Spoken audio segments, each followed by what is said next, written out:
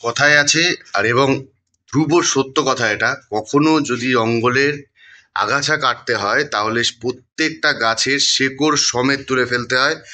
যদি একটুও কোথাও থেকে যায় তাহলে সেই আগাছা থেকে পুরো জঙ্গল পুনরায় আরো বেশি গভীরভাবে আগাছায় ভরে উঠবে। এটা হলো সব থেকে বড় সত্যি কথা।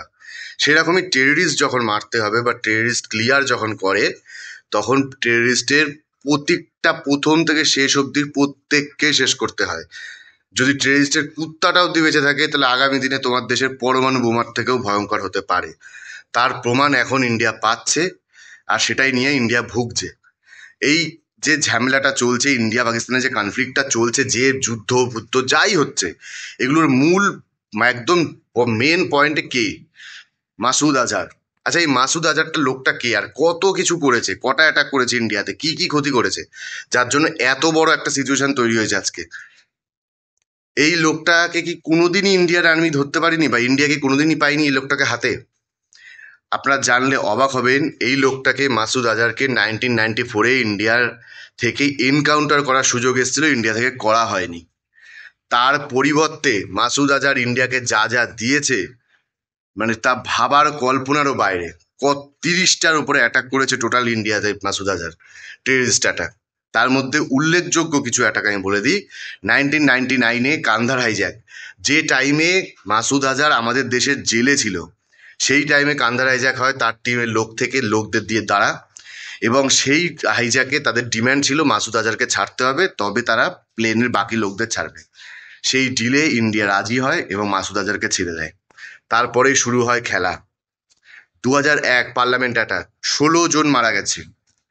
তারপরে 2008 মুম্বাই অ্যাটাক, 110 জন মারা গেছে। 2016 বালাকোট অ্যাটাক, 19 জন জওয়ান মরে গেছে।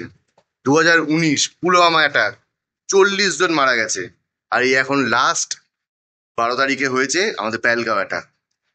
এছাড়াও আরো অনেক অনেক অ্যাটাক মাসুদ আজহার করেছে, যেটার জন্য আমাদের যথেষ্ট ক্ষতি হয়েছে। প্রচুর মানুষ তাদের জীবন নষ্ট হয়েছে, জীবন মারা গেছে। এটা শুধু তো আমি মারা গেছে যেটা সেই কাউন্টটা বললাম, প্রচুর মানুষ জখম হয়েছে, প্রচুর মানুষের পুরো ফ্যামিলি ভেসে গেছে, কারুর বাবা চলে গেছে, কারুর বাচ্চা চলে গেছে, এরকম বহু হয়েছে। কয়েক হাজার মানুষের প্রাণ গেছে এই শুধু একমাত্র মাসুদ আজহারের জন্য, যে কিনা একসময় ইন্ডিয়ার জেলে ছিল, ইন্ডিয়ার হাতে রাস্তা ছিল তাকে এনকাউন্টার করার, সেটা করা হয়নি। তার ফল আজকে এত বড়ভাবে এসছে।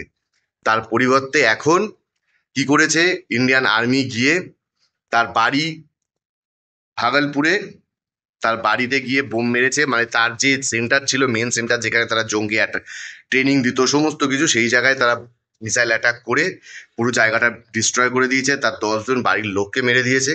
কিন্তু মাসুদ আজহার এখনো বেঁচে আছে এবং সুস্থ সবলভাবে আছে, তার কোনো একটা খরচও আসেনি তার শরীরে। তাকে পাকিস্তান আর্মি থেকে প্রোটেক্ট করা হচ্ছে। আমার একটা ছোট্ট প্রশ্ন, ইন্ডিয়ার কাছে যা পাওয়ার আছে, আমার বিশ্বাস মাসুদ আজহারকে মারার জন্য কোনো মিসাইলের দরকার নেই।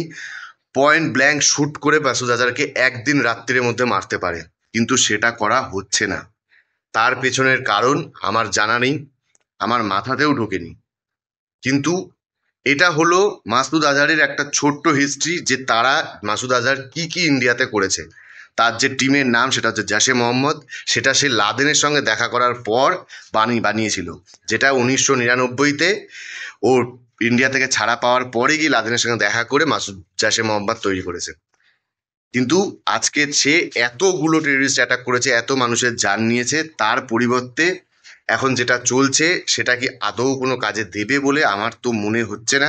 যথেষ্ট সন্দেহ আছে। কবে মাসুদ আজহারকে ইন্ডিয়া পাবে বা তাকে মারবে, সেটার অপেক্ষায় পুরো ভারতবাসী ওয়েট করছে, আমরাও ওয়েট করছি। তো এটাই ছিল মাসুদ আজহারের ছোট্ট একটা কাহিনী। তার ব্যাপারে আরো অনেক ডিটেলস আছে। তো এই বলার ছিল।